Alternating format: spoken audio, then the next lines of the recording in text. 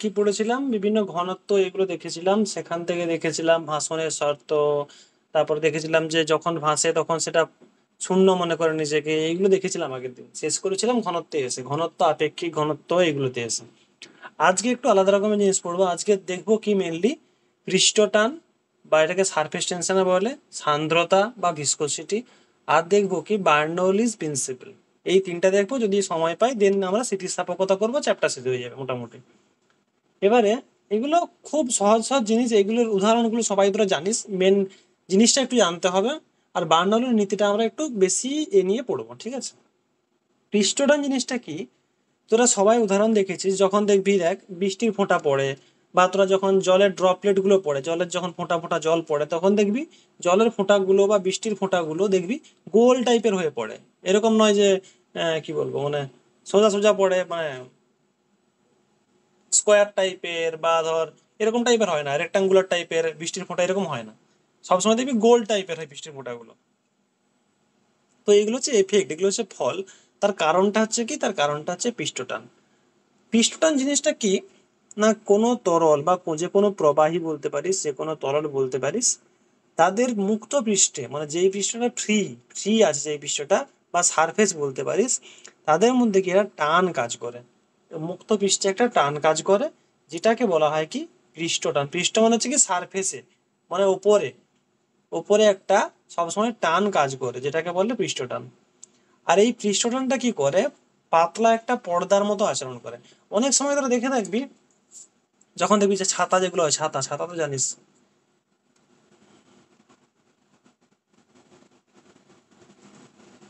দারুণ হয়ে গেছে ছাতাটা। যাই হোক,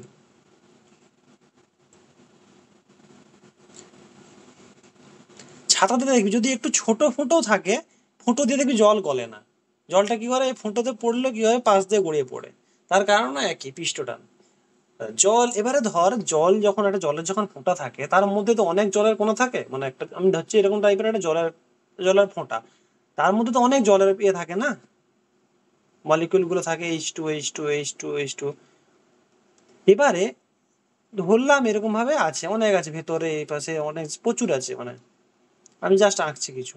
এবারে দেখ, যা যেটা মিডিলে আছে, ধর ধর এই মিডিলে আছে, সে কি করবে, এ একে একটা বল ক্রিয়া করবে, এ একে একটা বল দেবে, এ একটা বল দেবে, এ একটা বল দেবে, এ একটা বল দেবে, এ একটা বল দেবে, চারদিকে মানে টান, এ পাশে টানছে, ও পাশে টানছে। তার ফলে কি হয়, যে মিডিলে থাকে সে নিজেকে নিউট্রালাইজ মনে করে, মানে প্রসম, মানে সে মনে করে কি, মানে ও পাশে আমাকে যা টানছে, ও আমাকে একই ঠেলছে, ও আমাকে একই টানছে, ও আমাকে একই টানছে। ও নিজেকে নিউট্রাল মনে করে, মানে কোনো দিকে সরবে না, কোনো রকমের ফোর্স অনুভব করে না। কিন্তু এবারে ভাব, যেগুলো ধারে আছে, এই সারফেসে, ধারে মানে কি এটাকেই বলে সারফেসে, যেগুলো সারফেসে আছে, সেখানে কি করে, বাইরে থেকে যে বলটা ক্রিয়া করে, বা চাপটা যে দেয়, চাপ বল একই রকম, মানে এফ সমান, পি সমান এফ বাই এ, যেখানে বল আছে সেখানে চাপ আছে, যেই চাপটা দেয় সেখানে কিন্তু নিউট্রালাইজ হতে পারে না। তার কারণ কি, মিডিলে যে, ধর আমি একটা জাস্ট বলছি, ধর আমি জাস্ট নটা, যে কোনো নটা একটা মলিকিউল নিচ্ছি, ধর এই মিডিলে যে মলিকিউলটা আছে দেখ, এ একে যে পরিমাণে ঠেলবে, এ ওকে এক ঠেলবে, এ ওকে এক ঠেলবে, এ ওকে এক ঠেলবে, এও এক ঠেলবে, দেখ সব দিক থেকে দেখ সেম। সেই জন্য মিডিলেরটা সবসময় নিউট্রালাইজ থাকবে, কিন্তু ধারের গুলো কি নিউট্রালাইজ থাকবে, থাকবে না। তার কারণ কি, এ তো একে টানছে, বুঝতে পারছিস, মানে এর পাশে ঠেলার বা টানার কেউ নেই। সেই জন্য কি হবে, এ টানা হয়ে চলে আসবে মলিকিউলের জন্য।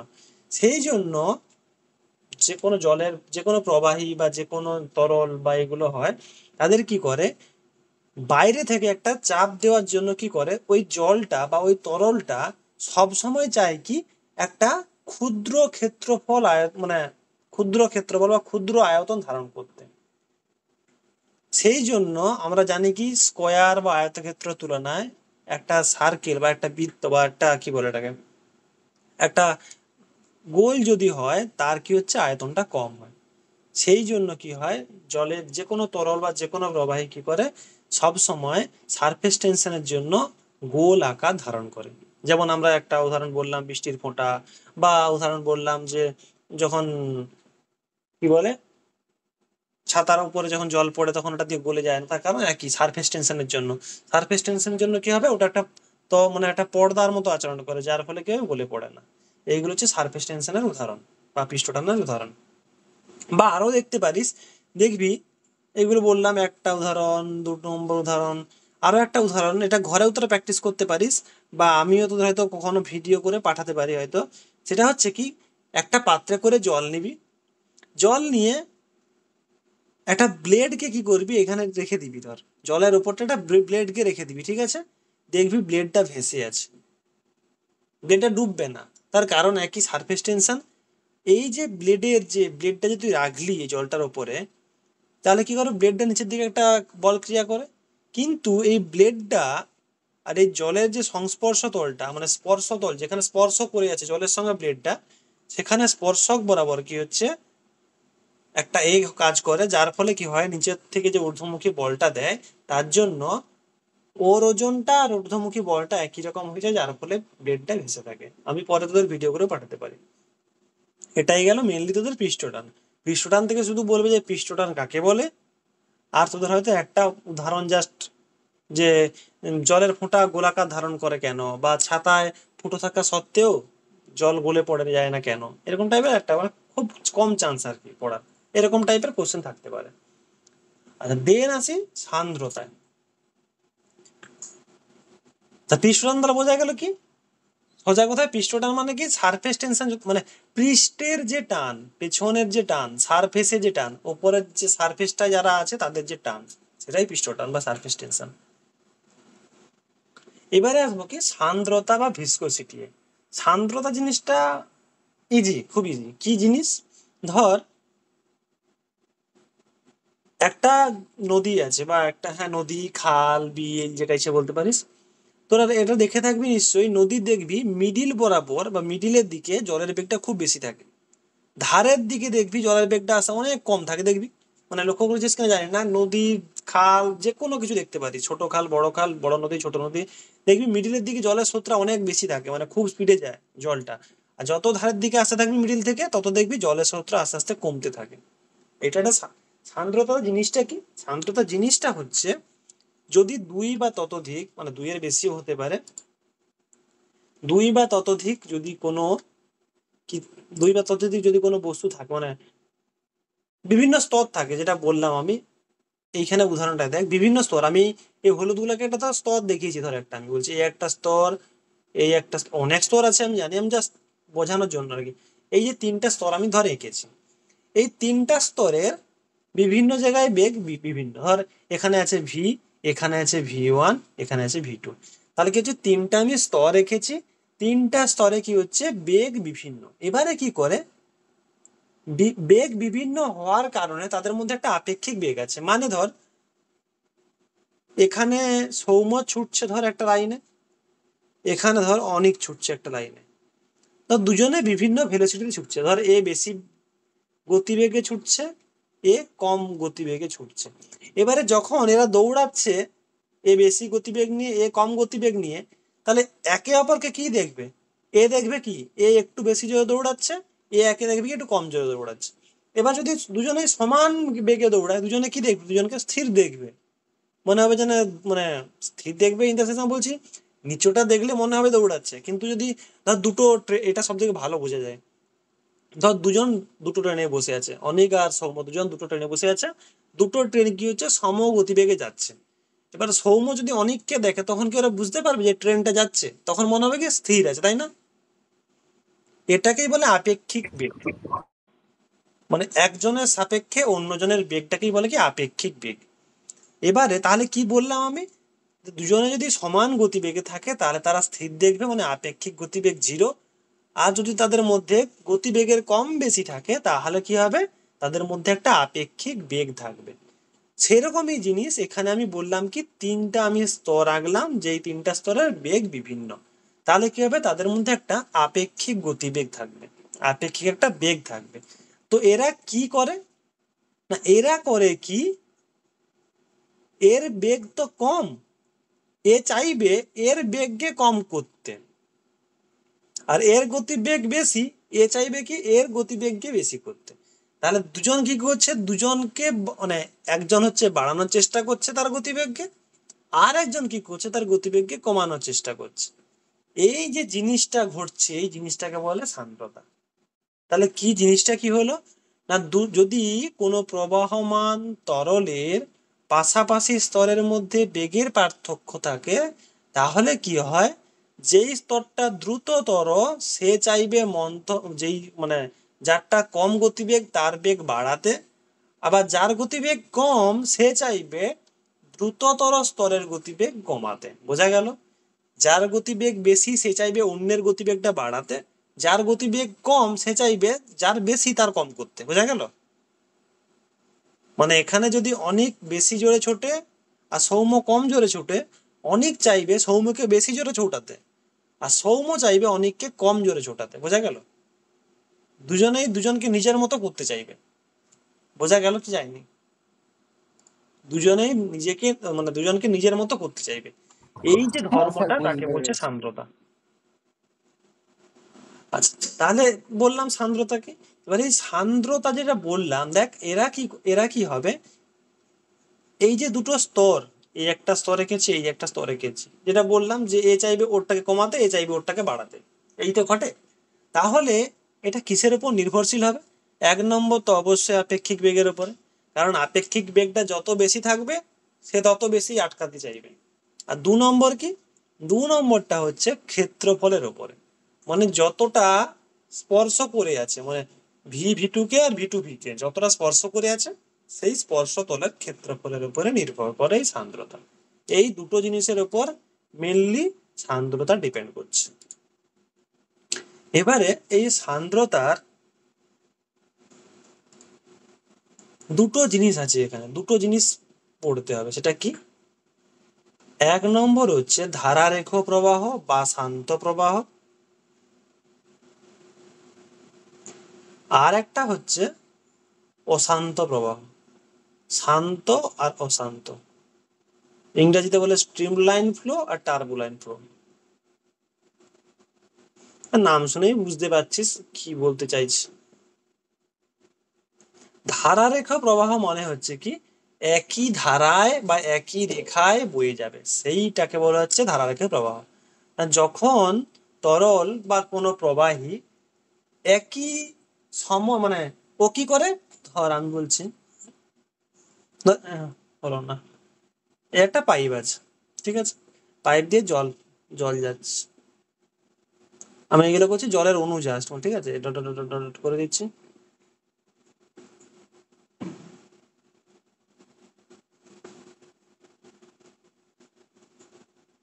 এরকম প্রচুর আছে, আমি জাস্ট বোঝানোর জন্য কিছু করছি।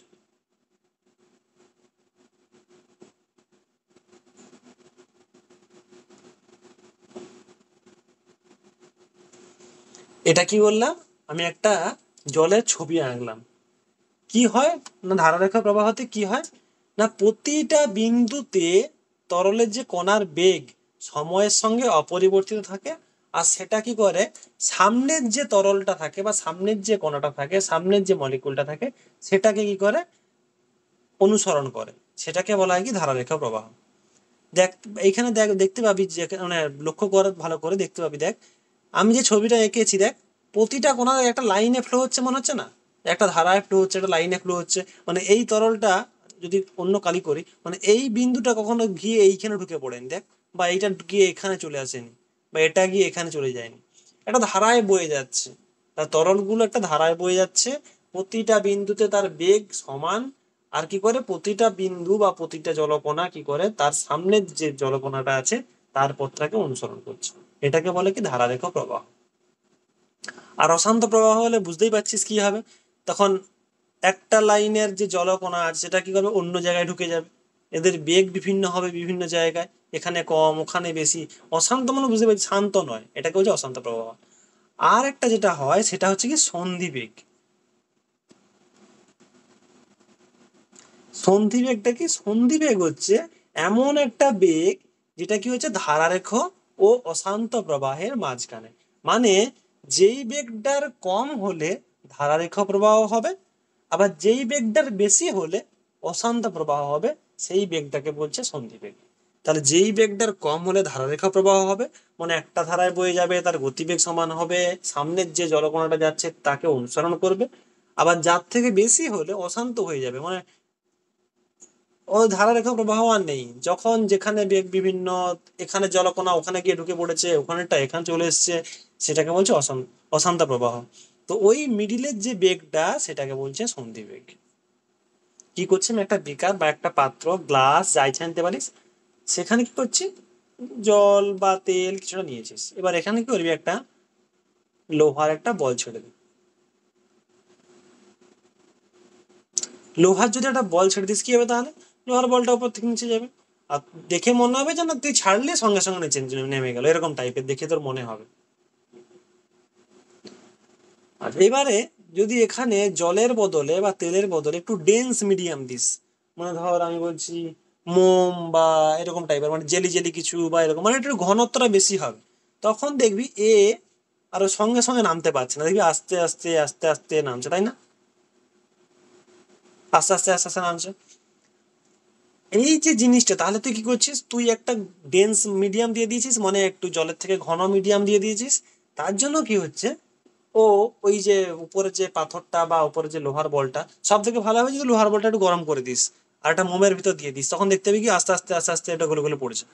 আর যখন পড়ছে আস্তে আস্তে, তার এমন একটা স্থির গতিবেগ নিয়ে আসছে, মানে একটা স্থির বেগে উপর থেকে নিচে পর্যন্ত পড়ছে। কোনো সান্দ্র প্রবাহীর মধ্য দিয়ে যদি ওই পতনশীল বস্তুটা যে সর্বোচ্চ স্থির বেগ নিয়ে নিচে পড়তে থাকে, সেই তাকে কি বলে, বস্তুটার ক্রান্তীয় বেগ। কি বলে, ক্রান্তীয় বেগ।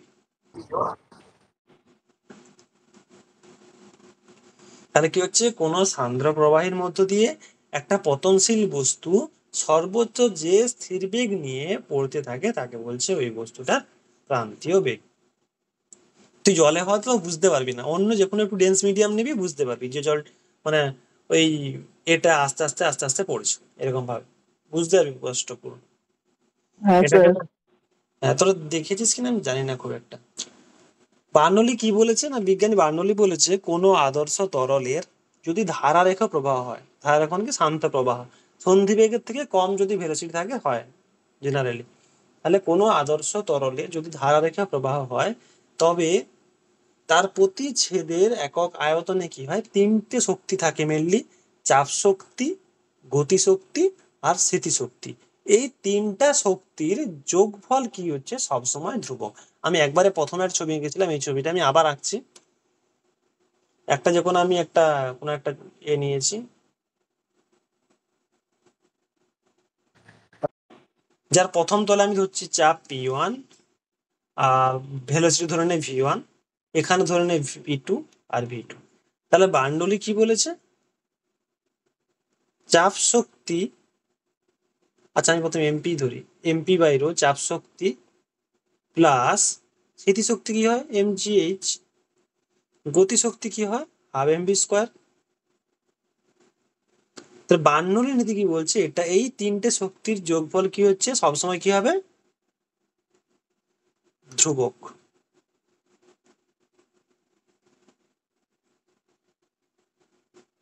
মানে তুই মিডিলে ধর, যে কোনো জায়গায় ধর, এই তিনটে শক্তির যোগফল, তিনটে শক্তির যোগফল সবসময় ধ্রুবক।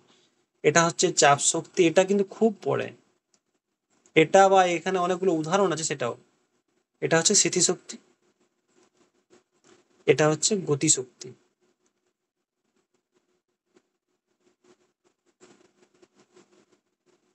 এই তিনটে শক্তির যোগফল সবসময় ধ্রুবক হবে। এবার ধর আমি এই 1 নম্বর সারফেসটা নিয়েছি আর 2 নম্বরটা নিয়েছি, তাহলে প্রথমের ক্ষেত্রে এখানের ক্ষেত্রে তিনটার যোগফল কি হবে, অন্য কালিতে লিখি, তিনটির যোগফল হবে দেখ mp1/ρ, কারণ ওখানে চাপ P1 plus mgh plus ½ mv1²। তাহলে ধ্রুবক মানে কি, এখানেও যা হবে সেটা সমান কি হবে, এখানে যা হবে, এখানে কি হবে mp2/ρ plus mgh plus ½ mv2², দুটো সমান হবে। তার কারণ হচ্ছে বার্নৌলি বলেইছে যে তিনটা শক্তির যোগফল সবসময় ধ্রুবক। তাহলে এটাও যোগফলও যা হবে, এটার যোগফলও একই হবে। আবার কিন্তু এইটা সমান এটা নয়, এটা সমান কিন্তু এটা নয়। তিনটার যোগফল সমান একই হবে, কিন্তু একটা সমান একটা নয়। এখান থেকে দেখ প্রতিটার ক্ষেত্রে প্রতিটা থেকে এম বাদ দিয়ে দিই, তখন কি হবে? p1/ρ plus gh plus half v1 square equal to p2/ρ plus gh plus half M, M থাকবে না, হাফ v2 স্কোয়ার। এটা তাহলে আমাদের এলো কি, এই ফর্মটা এলো। যদি একই হাইটে থাকে তখন mgh হবে। আমি মানে যদিও বা এইগুলো আলাদা করেছি, তার জন্য h1 h2 লিখে দেয়। h1 h2 লিখলে কি হবে, এখানে জাস্ট 1 এখানে জাস্ট 2 হয়ে যাবে, তাহলে পুরো জেনারেল হয়ে গেল আর কি। তো তোদের এখান থেকে এটা বলতেও পারে যে বার্নৌলি নীতি কি, তার ফর্মুলা লেখো, বা এখান থেকে তোদের অঙ্কও পড়তে পারে, যেটা ইচ্ছা হতে পারে। আচ্ছা, এখান থেকে আরেকটা জিনিস দেখ, যদি এখান থেকে লিখি পরের পেজে যাই, তাহলে আমরা কি পেলাম? পেলাম হচ্ছে p1/ρ plus gh1 plus half v1 square equal to p2/ρ plus gh2 plus half v2 square, বা এটাকে লিখতে পারি কি আমরা, এটা প্রথমেও লিখেছিলাম p1/ρ প্লাস p1 লেখার দরকার নেই, p/ρ gh plus half v square. এটা কি, এটা সমান ধ্রুবক, মনে এটা একটা কনস্ট্যান্ট একটা ভ্যালু দেবে। এটাই ছিল, তো এটাই ছিল বার্নৌলি নীতি। এবার এখান থেকে কয়েকটা জিনিস বলবো যেটা হচ্ছে পরীক্ষায় খুব আসে। কি না, এই যদি ইকুয়েশনটা ভালো করে লক্ষ্য করিস দেখতে পাবি, দেখ যদি পি বাড়ে তাহলে দেখ ভি কমতে হবে, তার কারণ টোটালটা তো কনস্ট্যান্ট। যদি পি বেড়ে যায় তাহলে ভি কমতেই হবে, কারণ টোটালটা কনস্ট্যান্ট। আবার যদি পি কমে যায় তাহলে ভি বাড়তে হবে। তার মানে কি, পিটা হচ্ছে কি চাপ, ভিটা হচ্ছে বেগ, ভেলোসিটি। তাহলে যদি বায়ুর গতিবেগ বাড়ে তাহলে চাপ কমবে, আর যদি বায়ুর গতিবেগ কমে তাহলে চাপ বাড়বে। এটা হচ্ছে মেন জিনিস, যেখান থেকে অনেক কিছু থিওরি ব্যাখ্যা করা যায়। আমি এক্ষুনি বলবো, তোরা সেগুলো অলরেডি জানিস, কিন্তু হয়তো কারণ জানিস না, অনেক কিছু হয় মানে যেগুলো তোরা কারণ জানিস না হয়তো। দেখ প্রথম উদাহরণটা দেখ, আমি প্রথমেই একবার ছবি এঁকেছিলাম, দেখ এই যে এই ছবিটা, এটা কি না, এটা টিনের চাল, টিনের চাল একটা, হ্যাঁ স্যার।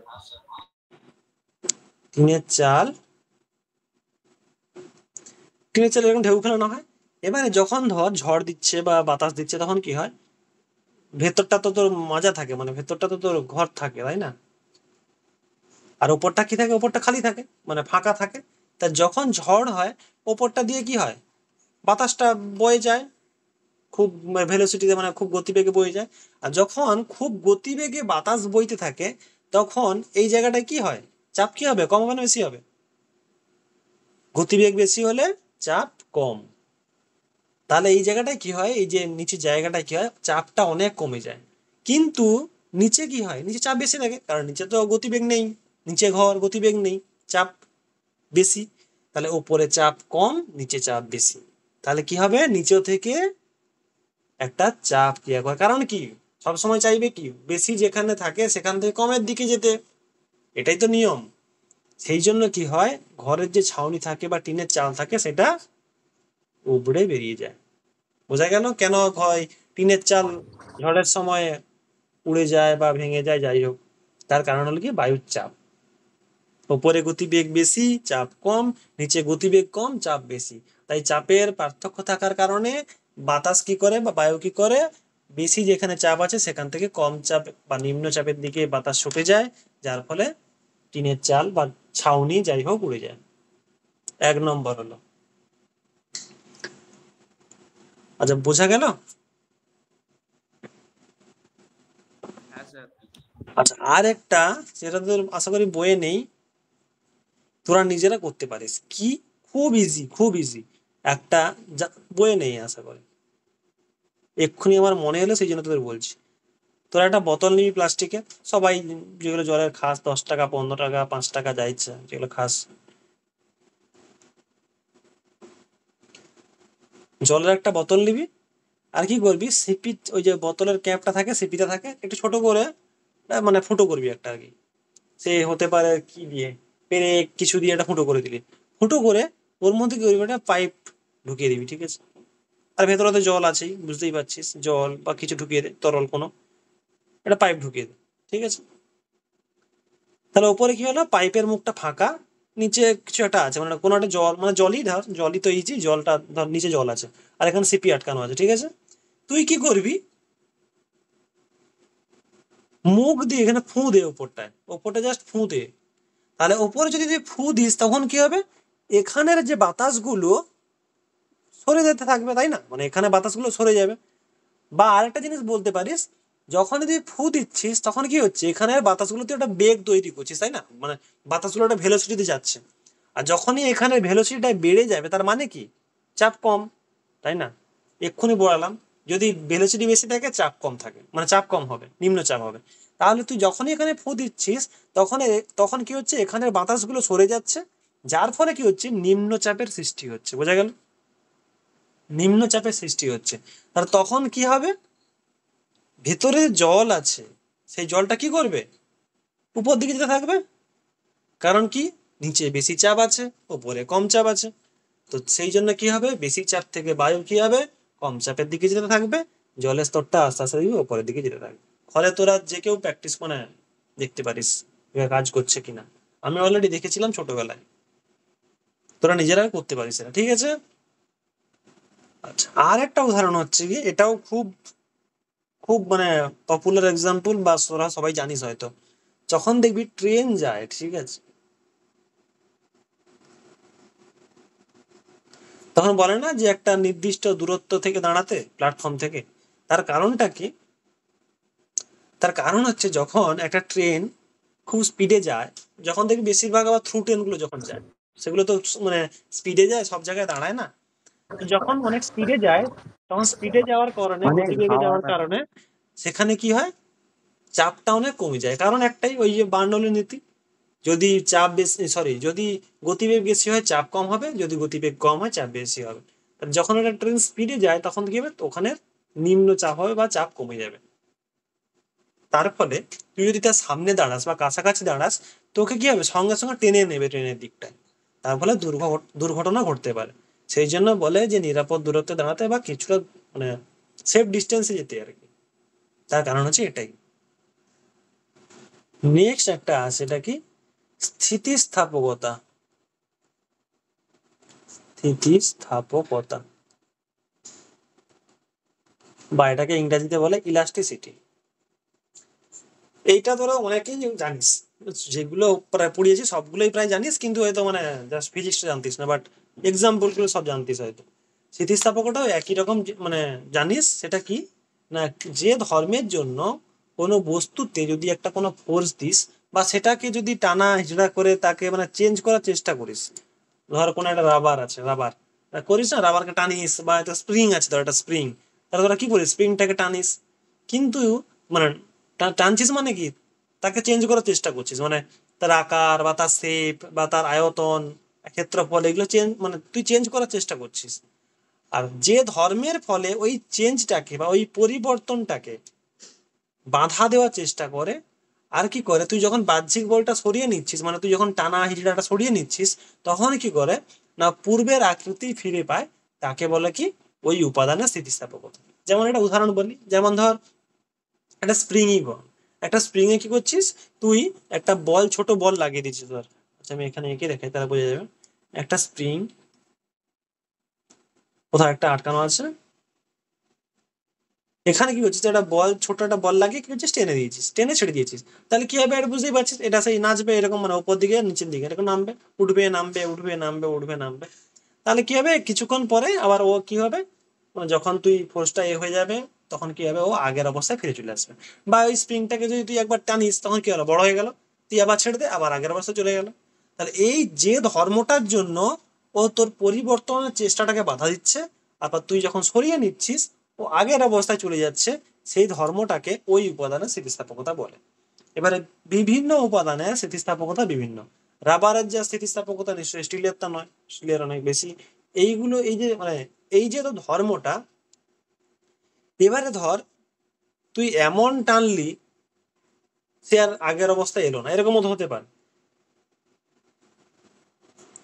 তাহলে স্থিতিস্থাপকতা, স্যার আজকে এটা শেষ হয়ে যাবে তো? হ্যাঁ বেশি নেই, 5 মিনিট।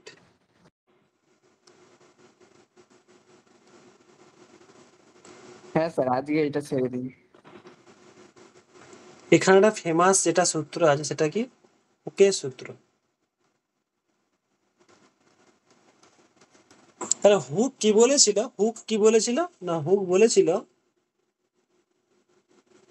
পীড়ন বিকৃতির সঙ্গে প্রপোর্শনাল টু। তার মানে কি, এর মানে হচ্ছে যদি বিকৃতি বাড়ে তাহলে পীড়ন বাড়বে, যদি বিকৃতি কমে তাহলে পীড়ন কমবে। না, একটা স্থিতিস্থাপক সীমার মধ্যে কোনো বিকৃত বস্তুর ওপর প্রযুক্ত বলের সমানুপাতি হয়। পীড়ন জিনিসটা তাহলে কি বলেছিলাম, পীড়ন জিনিসটা কি বলেছিলাম, ধর একটা, ঠিক আছে এইখানে ধরে নে কোনো একটা বস্তু আছে,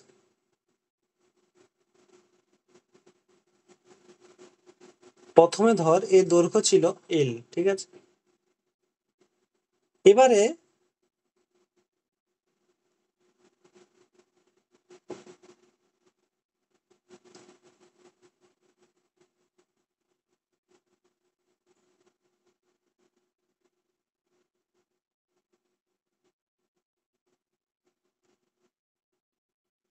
সারফেস এরিয়াটা এ ধর,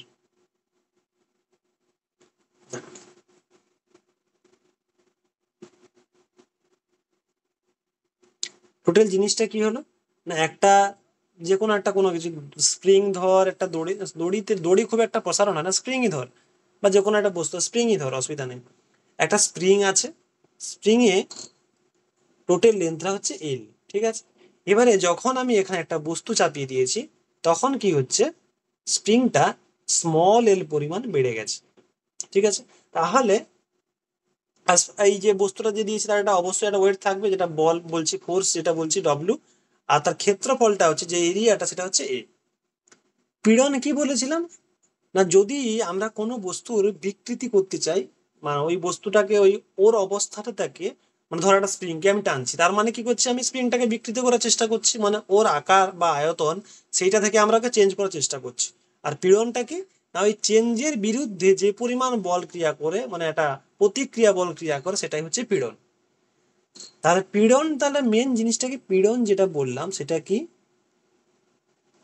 পীড়নটা হচ্ছে কি এর উপরে মোট বল, অভ্যন্তরে বল বাই ক্ষেত্রফল। তাহলে বলটা এখানে কি ক্রিয়া করছে, ডব্লু, ওয়েটটা তো নিচে দিয়ে ক্রিয়া করছে যে ডব্লু, এটাই তো এখানে বল, মানে স্প্রিংটা উপর স্প্রিং বল বা যা কিছু বল ওখানে যেটা আছে স্প্রিংই ধর, ওর উপরে যে বলটা ক্রিয়া করছে এটা কি ডব্লু, আর ক্ষেত্রফলটা কি এ, এরিয়া। আর কি আমাকে বার করতে হবে, বিকৃতি।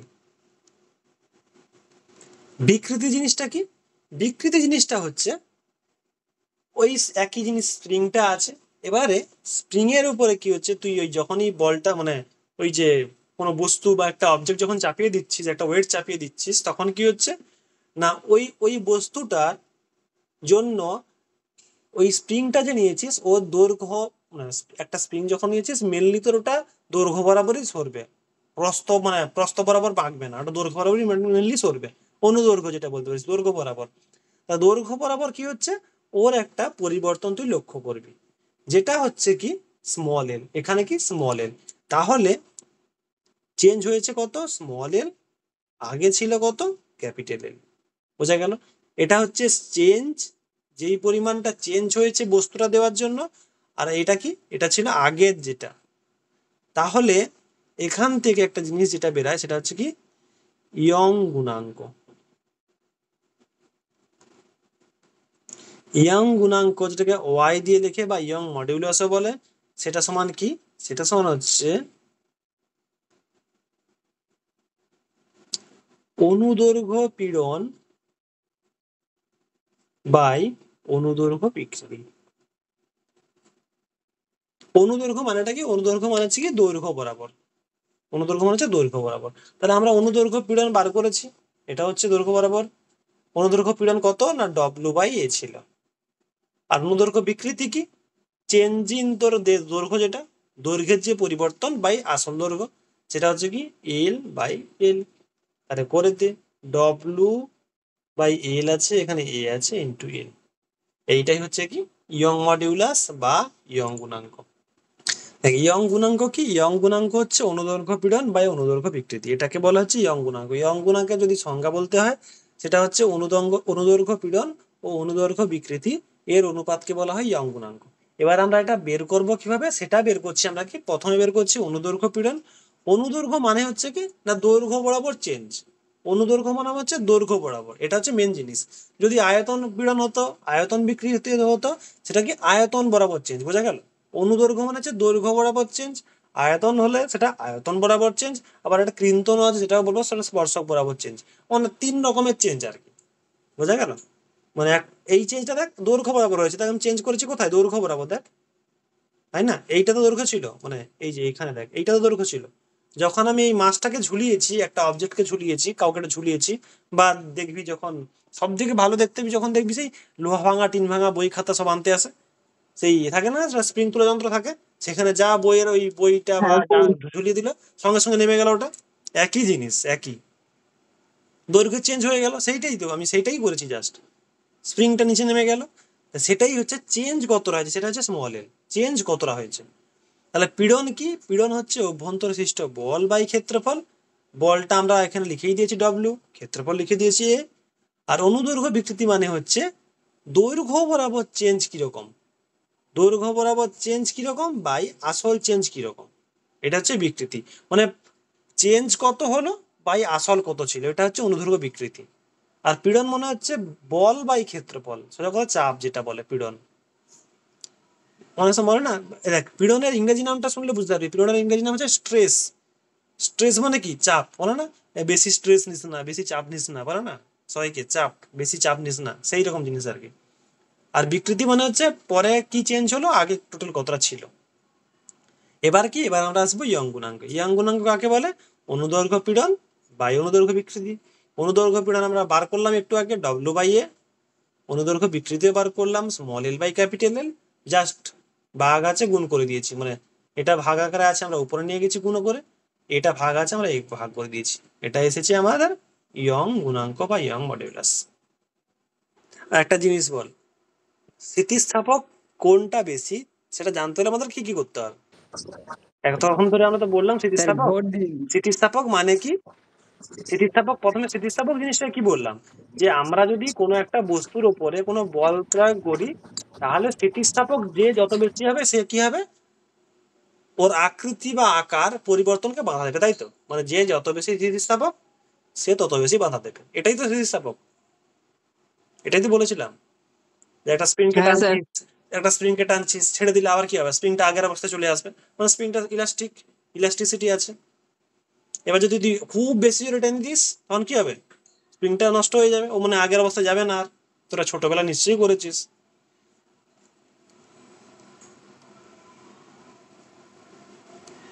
তাহলে কি হবে, অ্যান্সার হবে ইস্পাত।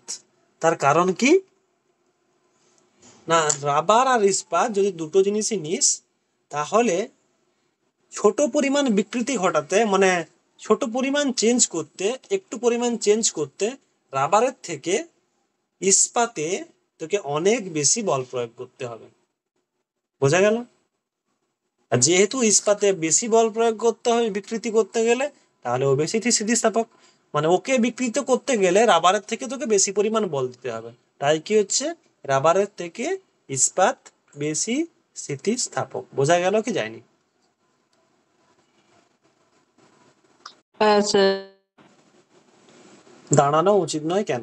আচ্ছা, এখানে এরোপ্লেনের একটা কোশ্চেন আসবে, ওটাও দেখে নিবি, বইয়ে আশা করি থাকবে। এরোপ্লেনে সেই চাকা যখন এরোপ্লেনে যখন ডানাটা হয়, দেখবি ডানারও একটা বিশেষ বৈশিষ্ট্য আছে, যাতে কি হয়, ওপরে বাতাস থাকে, যার জন্য কি হয়, এরোপ্লেনে যে ডানাটা থাকে বা ওই যে এটা থাকে, তাতে কি হয়, ওপর দিয়ে কি হয়, এরোপ্লেনটা যখন ওড়ে, উপরে কি হয়, বাতাস থাকার ফলে উপরে চাপ কম থাকে, আর নিচে কি হয়, চাপ বেশি থাকে, কারণ নিচে বাতাসটা হয় না। ডানাটা দেখবি এরকম মোটা টাইপের হয়। এরকম টাইপের হয় টানাটা। এখান দিয়ে বাতাসটা হয়, তার ফলে কি হবে, বাতাস বেশি হওয়ার ফলে বেগ কম থাকে, নিচে বাতাসটা হয় না এখানে, তার ফলে কি হবে, চাপ বেশি থাকে, তাহলে নিচে বেশি চাপ, ওপরে কম চাপ, তাহলে কি হবে, এই চাইবে ওপর দিকে ওঠাতে। সেই জন্য এরোপ্লেনটা ভেসে থাকার জন্য আর একটা বিশেষ মানে বিশেষ একটা আর কি টেকনিক এরোপ্লেন ভেসে থাকার জন্য। এটা পড়বি। কোশ্চেন নম্বর 9 আর কি ছিল, স্থিতিস্থাপকতা কি?